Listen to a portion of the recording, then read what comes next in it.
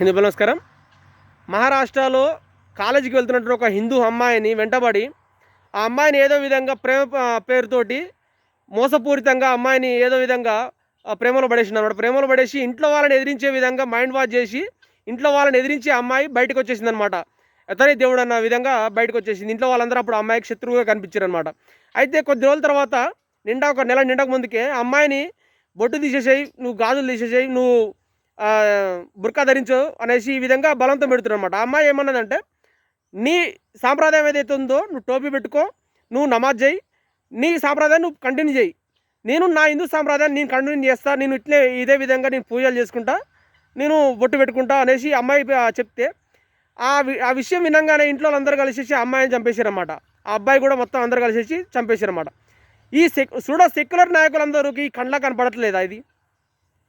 ఒక హిందూ ఏదైనా మాకు అన్యాయం జరుగుతుందని అతను ఇది తప్పురవై అని చెప్తే వీడెమ్మటే మతం మాది, వీళ్ళ మీదెమ్మటే కేసులు నమోదు చేస్తుంటారు. ఆ కోర్టులు కూడా చూడండి ఒకసారి, సెక్యులర్ కోర్టులు ఏ విధంగా ఉన్నాయో హిందువుని మాత్రమే అరెస్ట్ చేస్తాయి. ఇందులో హిందూ ఏది మాట్లాడినా తప్పుగానే భావించి హిందువులను మాత్రమే శిక్షిస్తాయన్నమాట.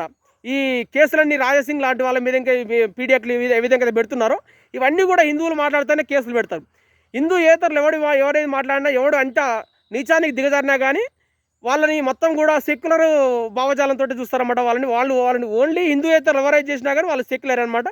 హిందూ మాత్రం మాట్లాడితే ప్రశ్నిస్తే ఇది తప్పు అనే విధంగా ఈ భావనలో మన సోడో సెక్యులర్ ఈ ప్రభుత్వాలే కానీ, రాజ్యాంగం కానీ, మన కోర్టులే కానీ, పోలీసులే కానీ అందరూ కూడా హిందువుల మీదనే దాడి చేస్తారన్నమాట.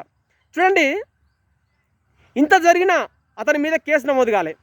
ఇదే మహారాష్ట్రలో ఇదివరకు ఒక సంవత్సరం క్రితం ఒక హిందూ మహిళని పెళ్లి చేసుకొని ఆ ఆమెను చంపేసి ఫ్రిడ్జ్లో కుక్కి పడేసిండనమాట. దీని మీద కూడా వాడి మీద ఇంతవరకు కేసే కాలేదనమాట. చూడండి, మన హిందూ సోదరులారా ఇప్పటికైనా ఈ విషయం ఈ దిశగా మనం ఆలోచిస్తారనేసి నా ఈ చిన్న ప్రయత్నం. చూడండి ఒకసారి, హిందువులారా మీరేం బీకుతున్నారా బాయ్? గంజాయి తాగుతూ, మందులు తాగుతూ, బీర్ షాపుల వెంట తిరుగుతున్నారు, అమ్మాయిల వెంట తిరుగుతున్నారు. ఇదేనా అనేది? ఆ గంజాయి తాగి నీ శరీరం ఏమైపోతుందో చూసినా ఒకసారి, ఇదే వాళ్ళకి కావాల్సింది. కాబట్టి హిందువులారా, చెడు తిరుగులకు ఎవరైతే ఏ హిందువు అయినా తిరుగుతుంటే వెంటనే పోలీస్ కంప్లైంట్ చేయండి, ఇంకా ఏదో విధంగా చెప్పండి, నచ్చ చెప్పండి, ఏదో చెప్పండి, అవసరమైతే తన్నండి. కానీ హిందువులారా, పెడదవ పట్టకుండా మన హిందూ సమాజాన్ని, మన హిందూ ధర్మాన్ని ఏ విధంగా కాపాడుకోవాలో ఆలోచించుకోండి. లేదు అనంటే రేపు నీ వరకు కూడా వచ్చే అవకాశం ఉంటుంది.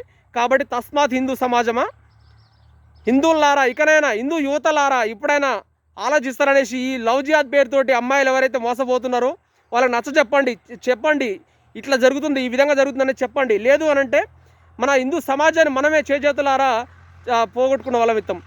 ఒక ముస్లింకి ఆపద వస్తే ఎన్నో దేశాలు ఉన్నాయి అతను వెళ్తానికి. కానీ చూడండి ఒకసారి, అతను ఒక ముస్లిము ఒక భారతదేశంలో మాత్రమే మా స్వేచ్ఛగా బ్రతకగలుగుతాడు అనమాట.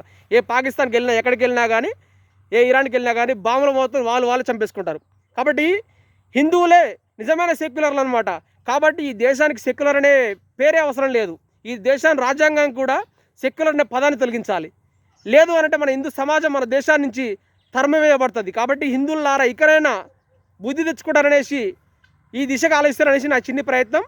జై హింద్.